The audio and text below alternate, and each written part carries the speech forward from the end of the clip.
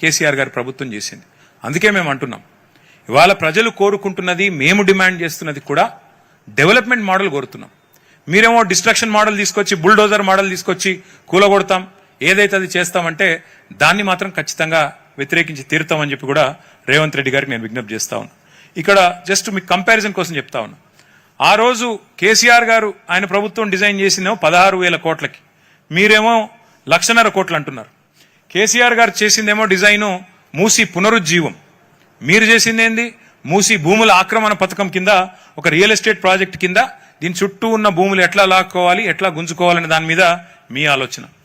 ఆ రోజు ఒక డిజైన్ కాంపిటీషన్ చేసి 10 కోట్ల రూపాయల్లో మొత్తం 10 డిజైన్లు రెడీ చేసి పెట్టి గవర్నమెంట్లో ఉంది. మీరేం చేశారు, 160 కోట్ల రూపాయలు ఒక బ్లాక్ లిస్టెడ్ కంపెనీ, పాకిస్తాన్ లో కూడా blacklisted company, red corner notice ఉన్న కంపెనీ, ఆ కంపెనీకి 160 కోట్ల రూపాయలు ప్రజల సొమ్ము తగలబెట్టింది రేవంత్ రెడ్డి ప్రభుత్వం. మేమేమో ఒక్క ఇల్లు కూలగొట్టకుండా ప్లాన్ చేస్తే మీరు దగ్గర 1,00,000 ఇండ్లు ఒక రాజేంద్ర నగర్ కాన్స్టిట్యున్సీలోనే 10,000 ఇండ్లు కూలగొట్టడానికి, మొత్తం ఇక్కడి నుంచి అక్కడ దాకా 1,00,000 ఇండ్లు కూలగొట్టడానికి మీరు ప్లాన్ చేస్తున్నారు. ఇంతవరకు మేమేమో ఆనాడు మొత్తం అన్ని స్టడీస్ చేసి మొత్తం మెటీరియల్ అంతా మీకు ఇచ్చాం. మీరు డిపిఆర్ లేదు, పబ్లిక్ కన్సల్టేషన్ లేదు, ప్రజలతో ఇంతవరకు సంప్రదించింది లేదు, సోషల్ ఇంపాక్ట్ అసెస్మెంట్ లేదు, ఎన్వైరన్మెంటల్ ఇంపాక్ట్ అసెస్మెంట్ లేదు, ఏదీ లేకుండా మా ఇష్టం వచ్చినట్టు చేస్తామంటే ఎట్లా ఊకోవాలి? చూడండి, మీరు విచిత్రమైన విషయం, నిన్న ఆయన మూసీ వెబ్సైట్లో పెట్టిండు రేవంత్ రెడ్డి ప్రభుత్వం, మూసీని ఎట్లా చేస్తామని పెట్టిండు. ఆ పెట్టిన బొమ్మలు ఎక్కడో తెలుసా, మనం గతంలో చేసిన బొమ్మలే పెట్టిండు 6 కోట్ల రూపాయలతో. అందుకే అంటున్నాం, నకల్ మారనే కోబి అకల్ చాయి అంటారు కదా, గట్ల గంత తెలివి ఉంది వీళ్ళకు. మీరు ఇక్కడ చూడండి, 3,279 ఎకరాలు 10,000 నిర్మాణాలు తీసుకుంటా అని చెప్పి మన గెజెట్ ఇచ్చిండు. ఎందుకు కావాలి గన్ని?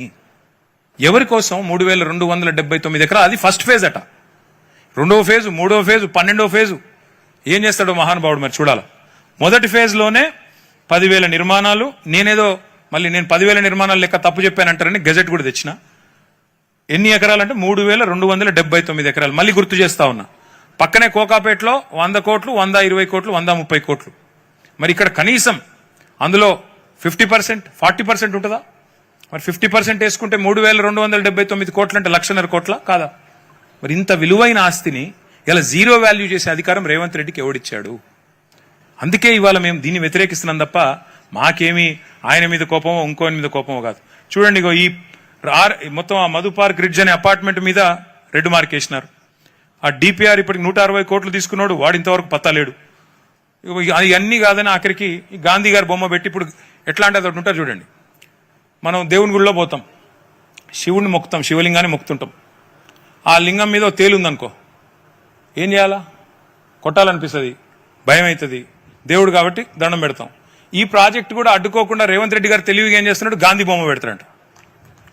గాంధీ బొమ్మ పెట్టి, గాంధీ గారు ఉన్నారు కదా, గాంధీ బొమ్మ పెడతా అంటే అడ్డుకుంటారా మీరు? మహాత్మా గాంధీ అని చెప్పి ఇలా కావాలని గాంధీ గారి మునిమనుమడు వద్దంటున్నాడు, వద్దురా నాయన అని. అయినా నేను మాత్రం గాంధీ బొమ్మ పెడతా అని చెప్పి ఇవాళ గాంధీ సరోవర్ పేరిట మొత్తం అందరినీ గోల్మాల్ చేసే ప్రయత్నం ఈ ప్రభుత్వం చేస్తూ ఉంది. ఇది ఒకసారి ఇక వారు చూడండి, ఇక్కడ ఇంకా విచిత్రమైన విషయం ఒకటి చెప్తా మీకు. ఇప్పుడు ఈ బిల్డింగ్లు కనబడుతున్నాయా మీకు? ఇక్కడ ఈ బిల్డింగ్ కనబడుతుంది కదా, ఈ బిల్డింగ్ కనబడుతుంది కదా, ఇది అక్కడనేమో గాంధీ బొమ్మ పైన ఈ బిల్డింగ్ కనబడుతుంది కదా. ఇక్కడ కరెక్ట్ గా ఇప్పుడు మధు పార్క్ రిడ్జ్ ఎక్కడ ఉన్నాయంటే ఇక్కడ ఉంది. మధు పార్క్ రిడ్జ్ ఏమో బఫర్లు ఉందట, కూలగొడతారట. మరి నువ్వు కట్టే బిల్డింగ్లకు బఫర్ వర్తించదా? మీరు ఆలోచన చేయండి. ఇప్పుడు అంటే ఎంత ఎంత ఎంత విచిత్రమైన గవర్నమెంట్ అంటే ఇది. ఉన్న బిల్డింగ్ కూలగొడతారట బఫర్ అని, కొత్త బిల్డింగ్లు కడతారంట అక్కడే. ఇది వాళ్ళ డిజైన్, నాది కాదు ఇది. నిన్న రేవంత్ రెడ్డి గారు ప్రజెంట్ చేసిన డిజైన్ ఇది. ఎక్కడైతే మధు పార్క్ ఉందో అది బఫర్లో ఉంది కాబట్టి కూలగొడతానని చెప్పే రేవంత్ రెడ్డి గారు, అసలు మీరేం చేస్తున్నారో, కుడి చేయి ఏం చేస్తుందో ఎడమ చేయికి తెలుసా మీ ప్రభుత్వంలో? నేను అడుగుతాను. ఇంకా ఒక విషయం, సరే ఇక ఇవి మీకు తెలుసు, నేను చెప్పాల్సిన అవసరం లేదు. ఈ ప్రభుత్వం వచ్చాక పిల్లల్ని కనీసం వాళ్ళ ఇంట్లో పుస్తకాలు కూడా తీసుకోకుండా నిర్దాక్షిణ్యంగా నిర్దయగా కూలగొట్టిన ప్రభుత్వం. నిన్నగాక మొన్న ఖమ్మంలో 1,000 మంది ఇల్లు కూలగొట్టిన ప్రభుత్వం. నేను అడుగుతా ఉన్నా రేవంత్ రెడ్డి గారిని, అయ్యా ఇన్ని ఇల్లు కూలగొట్టారు మీరు చేసే పనుల వల్ల ప్రజల గుండెలు ఆగుతున్నాయి, ప్రజల గొంతులో వణుకు వినబడుతుంది. హైదరాబాద్లో ఈ 2.5 ఏళ్లలో ఒక్క కొత్తిల్లు కట్టినవా నువ్వు నీ ప్రభుత్వం వచ్చినాక? ఇందిరమ్మ ఇండ్లు అని ఊదరగొట్టి వస్తేవి ఒక్క ఇల్లు. మరి ఒక్క ఇల్లు కట్టే తెలివిలేని నీకు 1000 ఇండ్లు కూలగొట్టే అర్హత ఉందా అని నేను అడుగుతా ఉన్నా. మీ సమాధానం చెప్పాలని చెప్పి రేవంత్ రెడ్డి గారిని నేను డిమాండ్ చేస్తా ఉన్నా. ఇదే నా పద్ధతి ప్రభుత్వం నడిపేది. ఇక చివరగా నేను చెప్పేది, అల్టిమేట్గా రివర్ చేయాల్సిందే, బ్యూటిఫికేషన్ చేయండి, కానీ ఈ పద్ధతిలో చేయండి. రివైవ్ ద రివర్, అంతేగాని డోంట్ రిమూవ్ ద పీపుల్. ప్రజల్ని డిస్ప్లేస్ చేయకు, డోంట్ రిమూవ్ ద పీపుల్. చేస్తే మేము చేతులు ముడుచుకొని కూర్చోము, ఖచ్చితంగా నిన్ను అడ్డుకుంటాం, నిన్ను నిరోధిస్తాం, నిన్ను ఆపుతాం.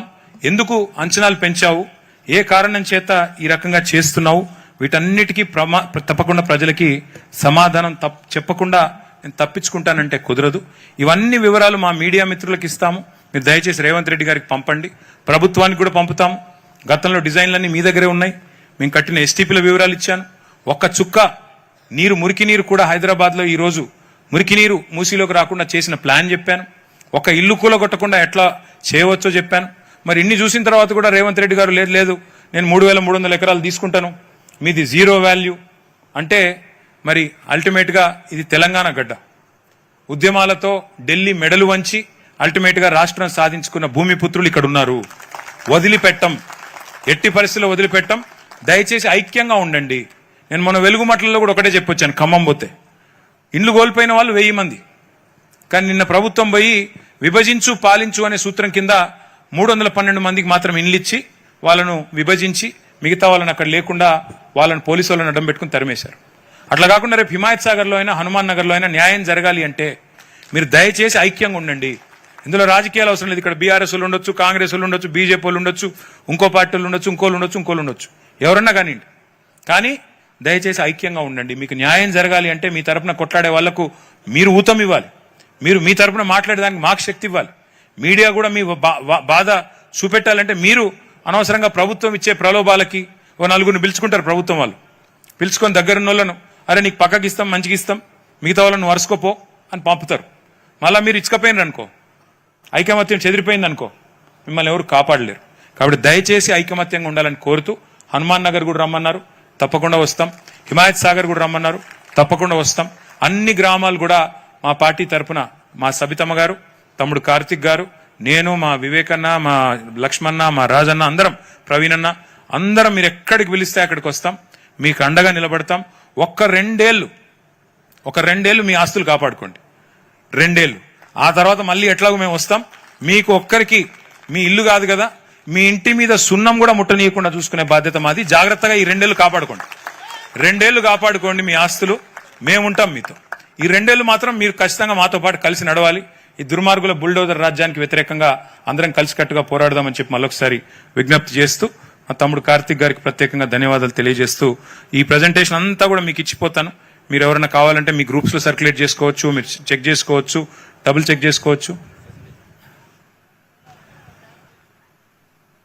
ప్రెజెంటేషన్ సాఫ్ట్ కాపీలు, హార్డ్ కాపీలు అన్ని కూడా మీ గ్రామ సర్పంచ్ గారికి ఇంకా మిగతా వాళ్ళందరికీ మా కార్తిక్ గారు పంపిస్తారు. మీరు కావాలంటే దయచేసి చూసుకోవచ్చు. ఏమైనా అనుమానాలు ఉంటే కూడా మీరందరూ కూడా దయచేసి, ముఖ్యంగా చదువుకున్న వాళ్ళు, డిఫరెంట్ మరి